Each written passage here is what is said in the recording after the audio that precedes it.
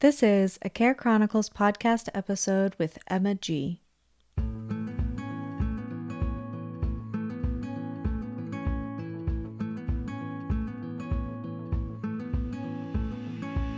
One of the instructors made mention during one of the practices that you are loved, and everything you could possibly need lives within you.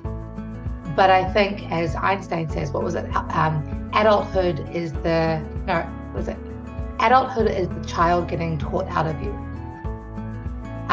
or creativity getting taught out of you. And I think that's really evident in a lot of the young people that I work with, even as young as 13 years old. They start to kind of close off their inner child. They start to close off their inner creativity because they're already freaking out about what they're going to study in college at 13. And that kind of breaks my heart a little bit, because I think it's really important for us to look at and respect and honor that inner voice, that inner knowing of who you are, how important you are, and how valuable your ideas are.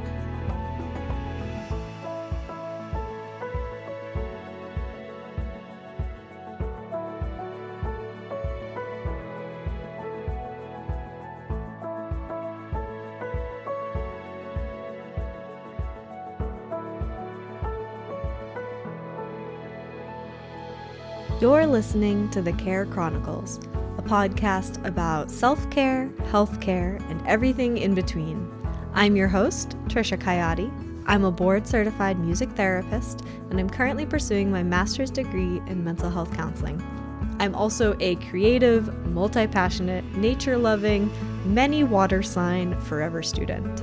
Join me and guests on the show as we explore how we take care of ourselves and each other.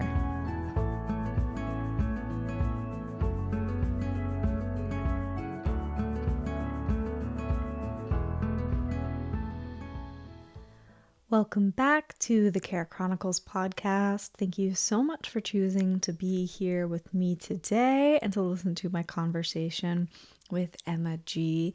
This is an awesome conversation about the power of music and how we can use it specifically to empower youth. Emma does a great job in this episode talking about the different challenges that Gen Z faces that many of us did not face growing up, on top of the similarities and challenges that we all go through, or not all of us, but that many people go through in youth, and how we can empower them to use their voice.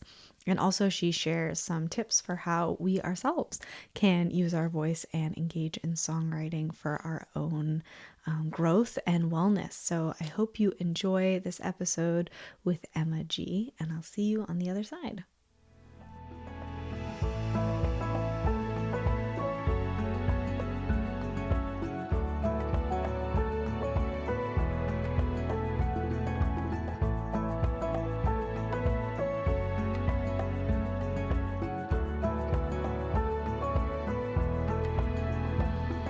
All right, Emma, welcome to the podcast. How are you doing today? Thank you so much, Trisha. I'm well. It is a beautiful day out here in DC. So, you got to count those days as much as you can. No kidding. Yeah, I feel like I'm in New England and it's been a pretty rainy summer. I don't know if you've had a lot of rain as well. It's been hit or miss. I actually spent my first 3 months living in the States in New England, so I am familiar with the liquid sunshine. Yes, yes. It's a whole different beast for sure. That's cool. So to start us off today, can you introduce yourselves to the listeners and tell them who you are and what you do? And it can be both personal and professional. Okay, personal and professional. Oh, you asked for it. Okay. So who am I? My name is Emma G. I am a singer-songwriter from Raglan, New Zealand, originally. Been proud to call Washington, D.C. my home for the last 8.5 years. Just before the pandemic, I decided that I relaunched my coaching business in terms of vocal coaching, and that quickly evolved into what I now call Yes Youth Coaching, which is youth empowerment through songwriting and singing, helping young people to understand, identify, and step into the power of their voices. allowing people the opportunity to not just explore their literal voice through, vocalization and singing, but also through channeling their trauma, stress, and struggle through the art of songwriting and turning that into something empowering, beautiful, and transformational, Mm. honestly. And that's all because, my own, everybody's got a story, and my own story, started very young. I was diagnosed with a relatively rare neurological condition called hydrocephalus when I was 4 months old. So music didn't just become my love language from a very young age, but it became my tool for communication, for survival, for overcoming some pretty traumatic experiences, neurologically speaking, but also just young women speaking for real. So, given how transformative music has been in my life, I recognize that it's it's important, I think, for a lot of young people, especially Gen Z, which is a very different generation than most, to help them, understand themselves better, communicate themselves better, and overcome their traumas, whatever that may look, smell, taste, touch like, you know. Yeah, for sure. Can you elaborate on what you specifically mean by Gen Z being different? I don't know if that's something you can distill down, but Sure. I mean, I don't like, obviously, I'm not talking about like they're alien. That's not what I mean at all. What I mean is like, I'm a millennial. I'm turning 35 in a few months. And so I was privileged to have most of my childhood pre-social media. mm, And then I got to be one of those privileged people that got to, have the advent of social media completely turn my world upside down. Thank goodness, it wasn't prevalent very much during my high school years, but it still affected me in some ways, with MySpace and Bebo. And I don't know if you know what any of those are to anybody who's listening, but but like just having I definitely wasn't conscious of that change, but I definitely, in retrospect, recognize where some of those, um, just how social media affected my mental health, my emotional health, and even the way that I connected with my peers. Gen Z, on the other hand, is a generation that was basically brought up and raised online, mm, and not just in social media, you know, but also they had 2.5 years where they literally had to stay at home and only had online as a way to fuel their social connection, their education, their entire ways of living and existing. And yes, it can be a blessing in many ways, but we've also seen a significant negative repercussion on how that has affected these young people. I was reading an article from a couple of days ago in the Washington Post that stated that in 2023 we have one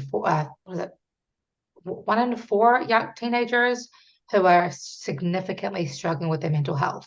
mm. Um, and there's not enough help for them.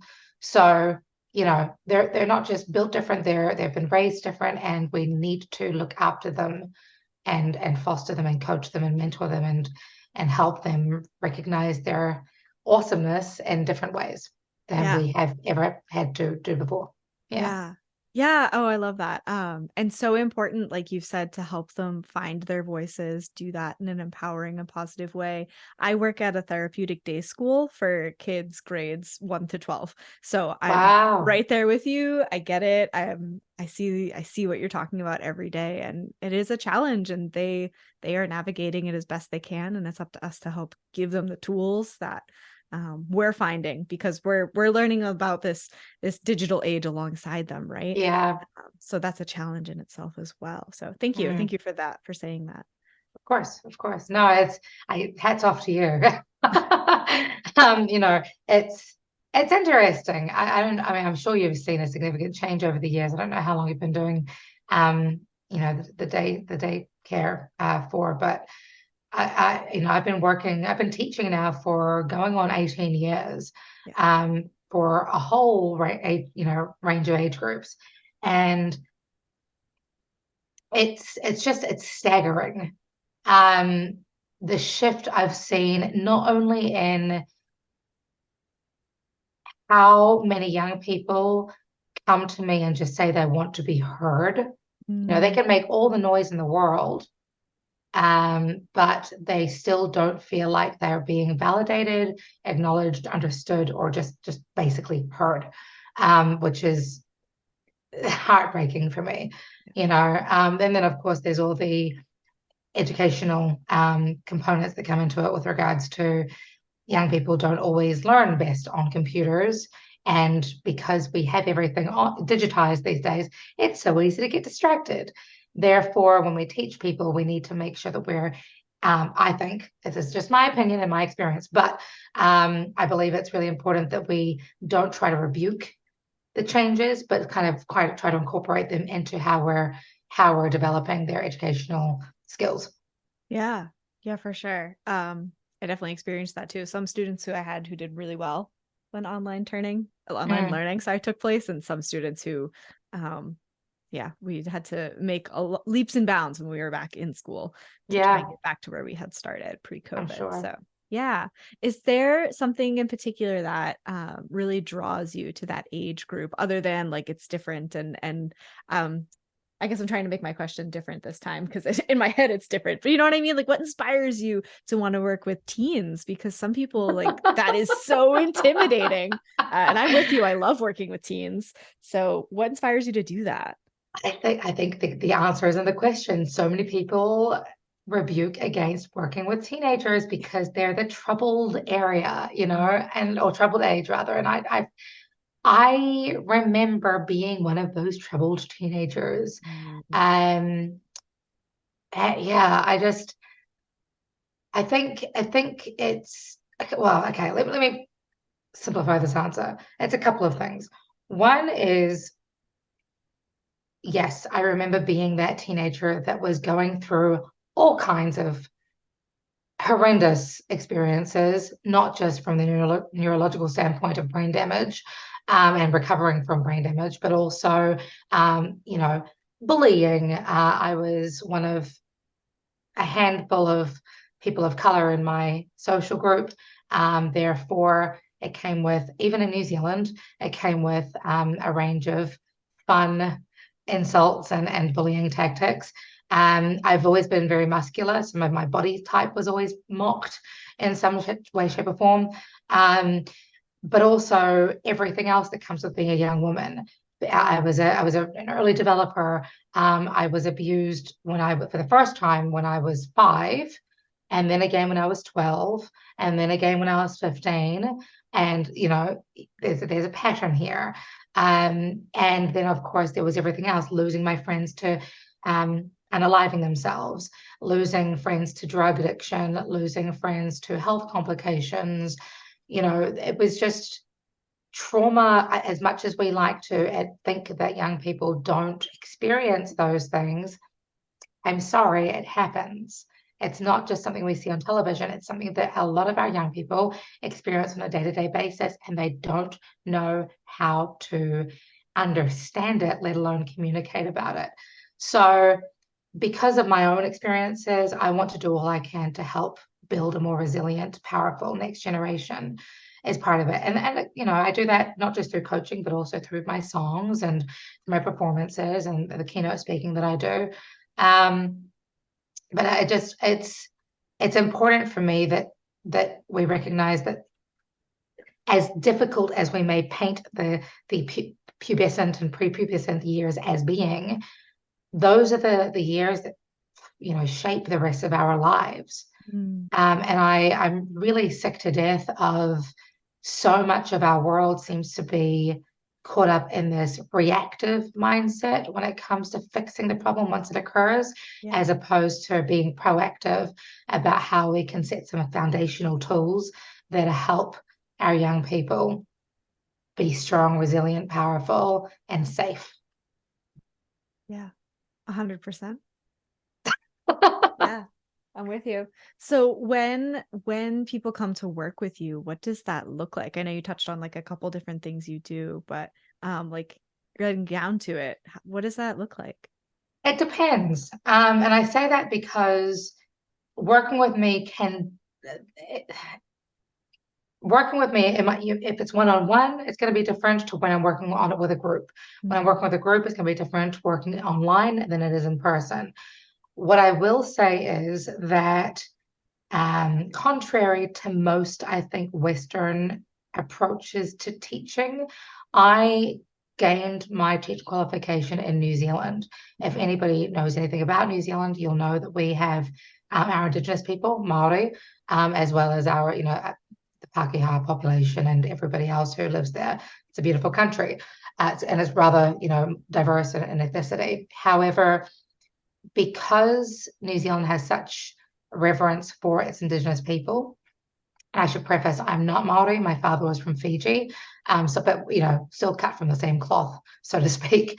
But because of gaining my teaching qualification in New Zealand, a lot of my practice is rooted in Maori teaching principles, and one of those key principles is teaching the student where they're at, Mm. not teaching the curriculum. So, as much as people will often ask me for lesson plans, for example, I can't give you a lesson plan until, I mean, I've got ideas about where I want to go with that particular student on that particular day.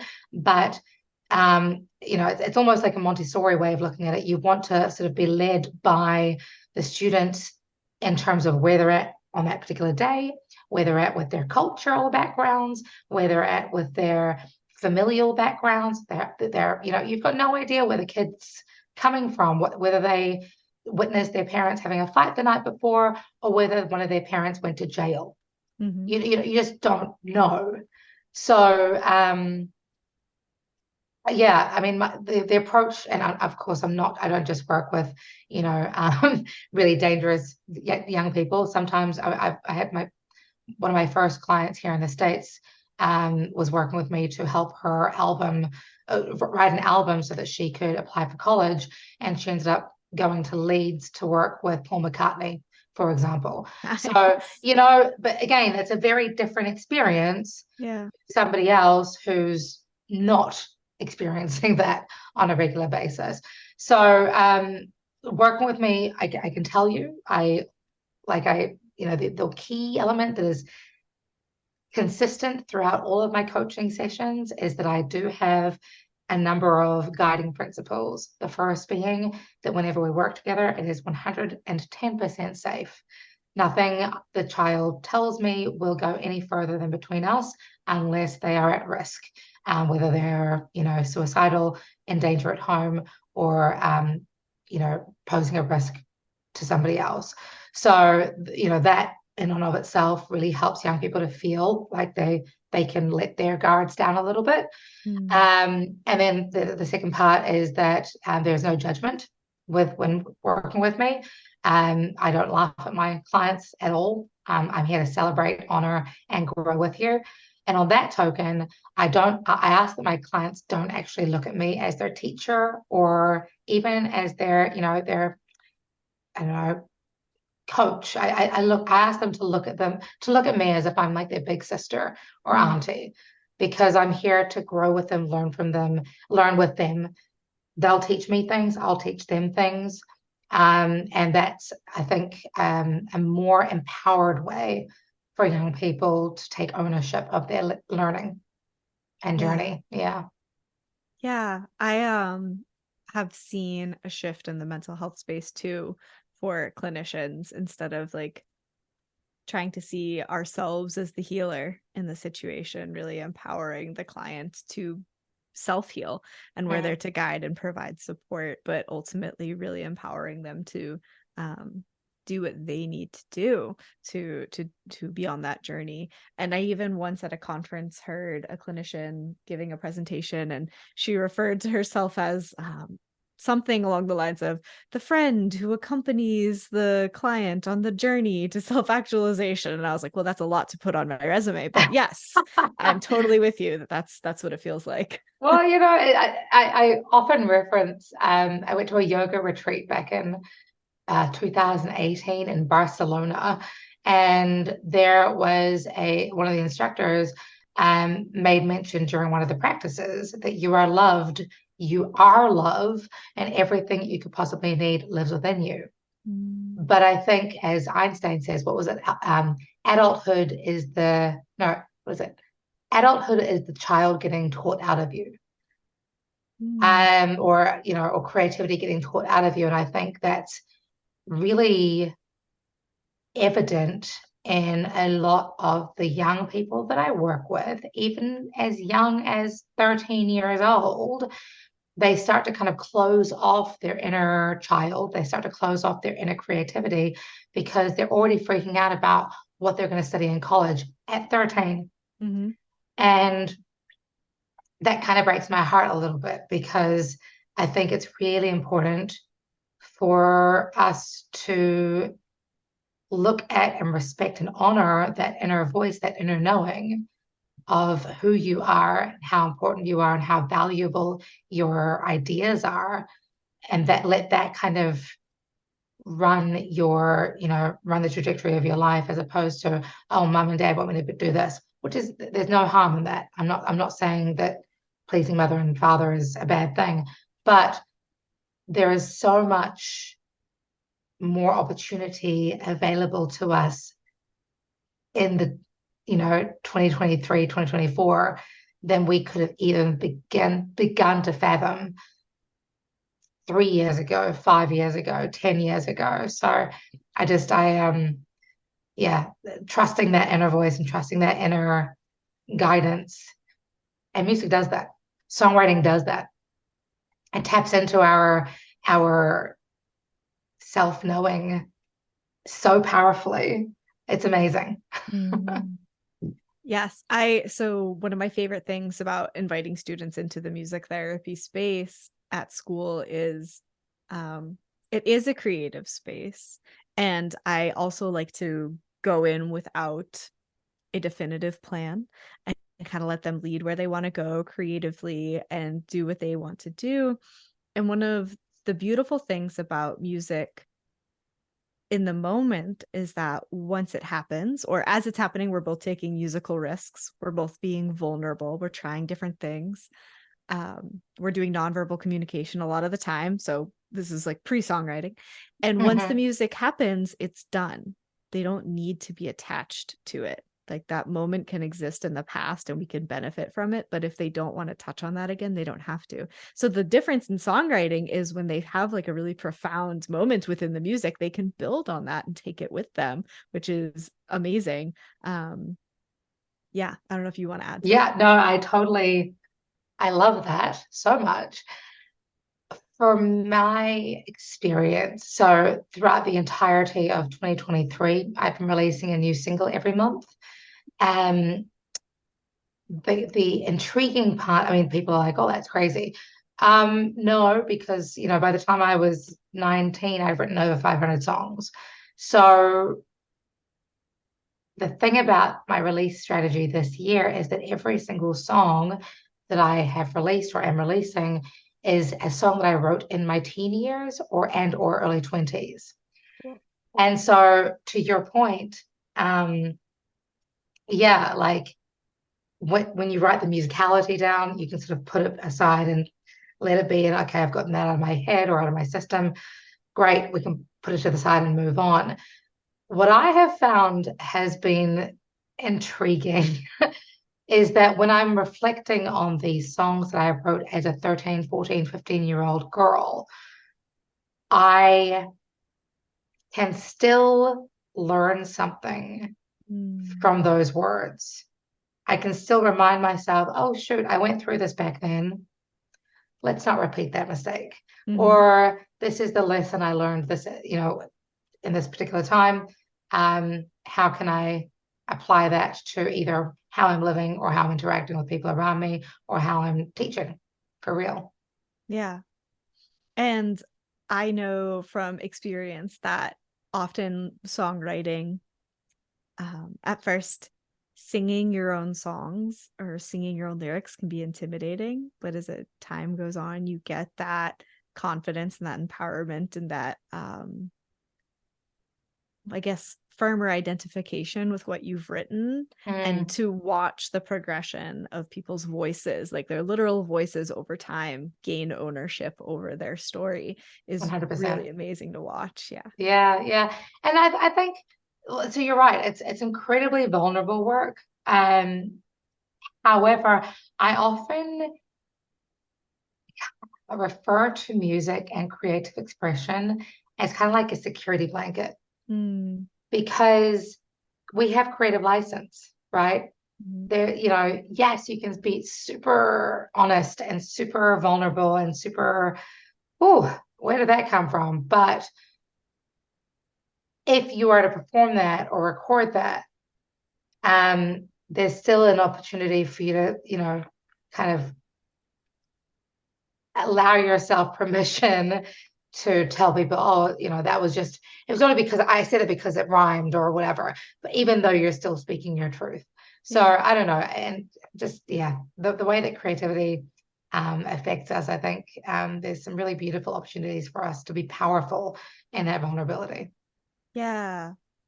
And music allows us to layer so many things because you have just the lyrical content, and you have obviously what kind of key or what kind of chords you're putting in there, and that completely changes it. How are Of you course. going? Yeah, like what genre are we going to be in? What's our rhythm going to be? Is there like instrumentation that we traditionally would expect that's not going to be there, or the reverse? Are we going to add in something funky like the hurdy-gurdy? And Mm, yeah, there's so much creative license for that in a lot of my classes. Since COVID, because we were doing more digital stuff, I started introducing my students to more digital audio workstations.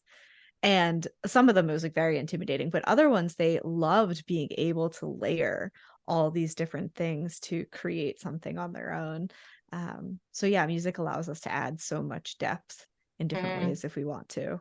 absolutely. Yeah. Absolutely. Yeah. I think I think a lot of it comes down to how young people learn and retain information. Mm, To your point about digitization when it comes to learning or creating music, um, a lot of young people, I think, need to. It's a really beautiful way for them to understand where their favorite genres come from, and I yeah. think that's one of the ways that I kind of like to. Um, empower young people to not just understand their own creative expression, but also to learn from their favorite artists. For example, when I was coming up, I was heavily into rock music. Mm, Still am, to be fair, but Pink Floyd was one of my all-time favorite bands. And the just the thought and the care of every placed instrument just gave me such awe, you know what I mean? But then to now look at the Cardi B's of the world and the Wale's of the world and noticing how their music is made and the instrumentation and the digitization and electronics of their music, being able to kind of take students through how the origins of where this music came from mm. blues, from OG hip hop, from jazz and so forth. Um, it's a beautiful way for us to like kind of start to bring that academic side of things into that emotional, social, and mental wellness for Definitely. sure. Yeah. Yes. Yes. And I'm thinking, when I was growing up, sometimes I couldn't like express to someone what I was thinking or feeling, but I could share a song with them. And to our point earlier about social media, it was very common for people to like put song lyrics in their status or, whatever Mhm. back at the time. Like you just Oh, I put those remember. song lyrics there and you just leave them. And like, that people will be able to hear the song when they see those lyrics. And it's like this not so subtle way to tell people what's going on. It's like, well, the shoe fits. Yeah. No, Yeah, exactly. yeah, no, I totally agree. And I was one of those people for, a short minute, but then I realized, oh shoot, like, okay, yes, I am, channeling my what's the word? Um, I'm not being very direct in my communication from, channeling my thoughts through someone else's art, but Mm, also that's somebody else's lyrics. That's someone else's story. That's someone else's feeling. I, for me, I needed to find a way for me to use my own story, my own feelings, my own ideas to communicate myself more effectively. So to that end, even to this day, I'm not going to lie, part of my process on understanding what I'm going through and figuring out how to communicate about that still happens through music. mm, I've written countless songs to my mother, for example, when I was a teenager, trying to explain to her how I was feeling as a teen. Um, Sometimes she heard them, sometimes she didn't. Sometimes she understood them, sometimes she was offended by them.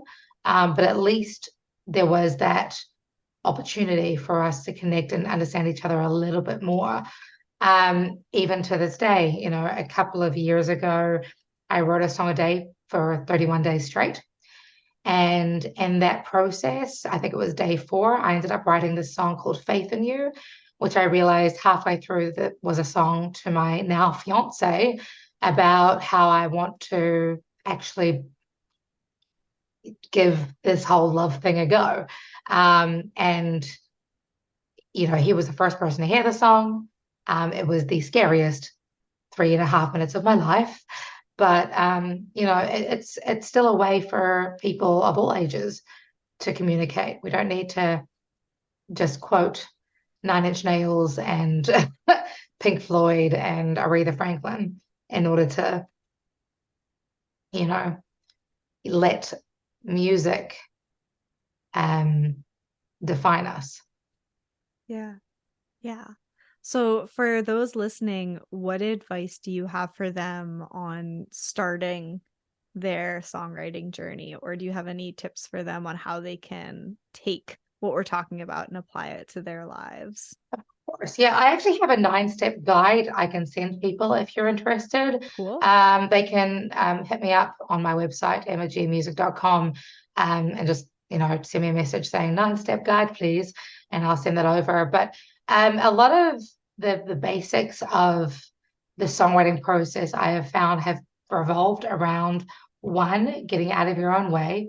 Mm, When it comes to, oh, I don't have time, everybody has a couple of minutes to just add on, develop, or dig into their thoughts, basically. Secondly, I the very second step, I guess, would be a an exercise that I affectionately call word vomit. It's not the sexiest of names, I admit, but it's literally an opportunity for you to sit down, put on a piece of instrumental music, ideally, whether it's whole tones or an instrumental classical piece, um, and just get out of your head onto paper all of the thoughts, feelings, and ideas that are rummaging around. A lot of our overwhelm and stress comes from the same thematically, mm, thematically the same things. It's just that we're trying to sort of come up with, oh, and then this, 5 different ways to identify the same key problem.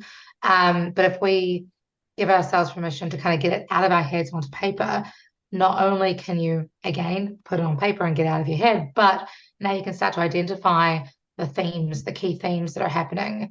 And then when you have, satisfied that part of yourself, you can then start to look at the keep it simple superstar methodology that I like to use, of helping yourself dig deeper into each theme and create your verses and choruses and bridge out of all of that word vomit dedicated specifically to that one thing. yeah, that was a really tangible for sure. Yeah, yeah. you mentioned this podcast is coming out later this month. So I Mhm. guess what I would like to encourage all of you to remember, especially as we come out of the summer months into fall, that just to be gentle on yourself. I've been seeing Mm. a lot of rhetoric around about, needing to get everything done here and now and yesterday. Um, and I think it's really important that, you know, every season comes and goes, but every season has a purpose. So be gentle on yourself as we move into the colder months. Give yourself permission to breathe and just exist in your body, exist in your thoughts, and let yourself express that as creatively, honestly, and authentically as possible. If you are interested in knowing more about how I do that, obviously, like I said, I've been releasing a single every month. You're more than welcome to check that out on Spotify or iTunes. But I also have a couple of books that I've written that can kind of give you some feedback and some support on your songwriting journey and the journey that I've taken, and maybe that'll act as some sort of guide for you. But I think the main thing for me at the moment is just focusing on loving who you are, where you are right now, focusing on where you can find the joy, Mm. um, and remembering that your voice matters. Yeah, 100%. I needed that today. Thank you. You're welcome. I'm here to help. I appreciate that. Anything else you want to touch on before we do the rapid fire questions? No, I think that's good. I have a lot of exciting things in the works at the moment, but like I said, if you want to keep in touch with me I've got social media, Emma G Music, or Emma G Speaks on Facebook. Alternatively, you can join my email list and get some really exciting giveaways and freebies by joining that email list. And that's available at my website, emmagmusic.com. Otherwise, watch this space because I have some pretty fun stuff happening. I will have everything linked for everyone. Excellent. Cool. All right. So the rapid fire questions, the questions are short, but your Okay. answers don't have to be. Okay. The first one is coffee or tea? Oh, okay. So coffee or tea? I would have originally said 5 years ago tea because I'm from New Zealand and we are a British colony, but I am kind of embarrassed to say I've now become a coffee addict. All good. No shame here. Just curious. Early bird or night owl? I used to be a night owl because I was in a hard rock band. I Mm, am now an early bird most of the time. wow. But Gotcha. yeah, well, and then when I gig, it gets late. So I'm also a big fan of nana naps. I'm not gonna lie. Yes. Yeah, I'm actually reading a book on sleep right now, and they talk about napping in the middle of the day is actually really good for you. So keep it Mm, up. thank you, thank you. Your favorite way to take care of yourself? My favorite way to take care of myself is absolutely going for a hike in the woods. Nice. Yeah. Your favorite way to take care of others? My favorite way to take care of others. Oh, I am a I enjoy helping people um, emotionally and conversationally, Mm, and reminding people again, like how powerful you are. everyone needs that. Sure. What is something that's currently adding value to your life? I think the biggest thing that's adding value to my life at the moment is my fiance. He is an incredible source of strength and um, just stability in Mm, my life and safety. I think it's really important for a lot of us. I'm going to say men and women. It's really easy for us to kind of go through our lives wanting to prove ourselves all the time and ascribe ourselves to titles and roles and pretend that everything's okay, even when it's not. And for the first time in my life, I'm with somebody who honors the whole of me, the beautiful and the ugly. And that to me is just, it's priceless. Congratulations on that. Thank you. What's something you would tell your younger self? I love this question. I would tell my younger self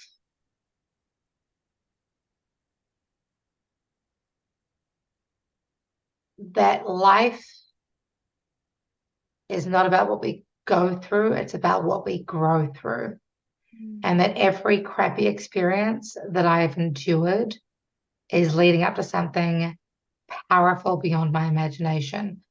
To be clear, I'm still not quite sure what that is, but I truly believe that our lessons in life truly do become blessings. Yeah. All right. Please reintroduce yourself without using any words or terms that describe how you care for others. So nothing like teacher, compassionate, none of those. Oh, that's a It's tough. it's tough. Okay.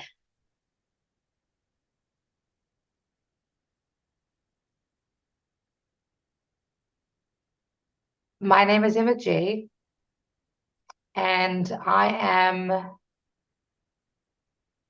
saving the world one song at a time by reminding you how powerful you are.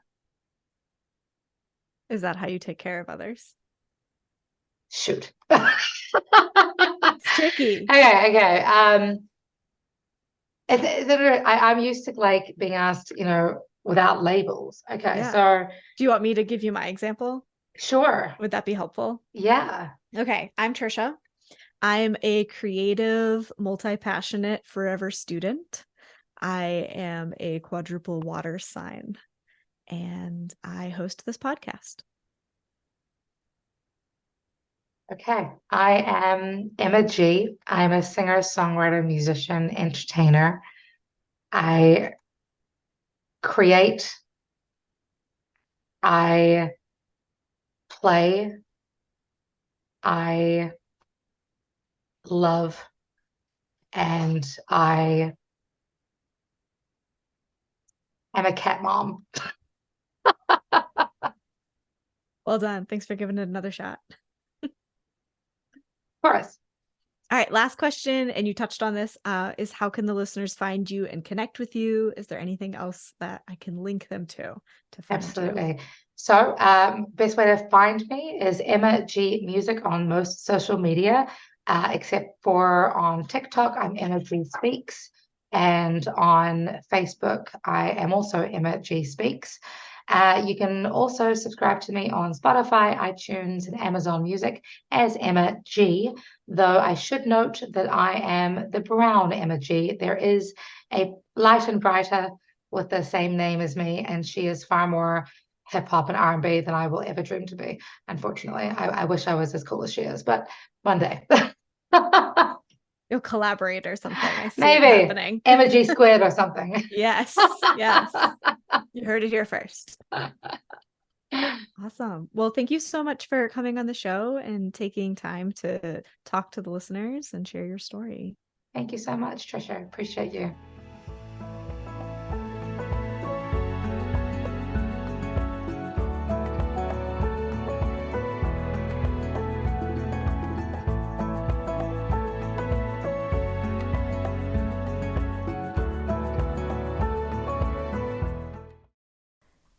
Thank you so much for listening to this episode. It's always great to engage in music-related conversation with guests because obviously, as a music therapist, the power of music is something that's very important to me.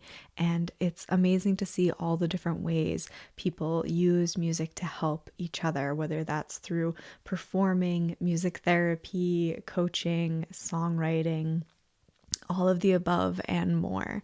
So thank you so much for joining us today. You can find Emma at all the links in the show notes to check out her new song that she's releasing every month this year, as well as her other offerings, including that list of tips for engaging in your own songwriting. And if you're enjoying the show, please make sure you subscribe so you never miss an episode. Find us online and on social media at Care Chronicles. And until next time, take care of yourself and take care of each other.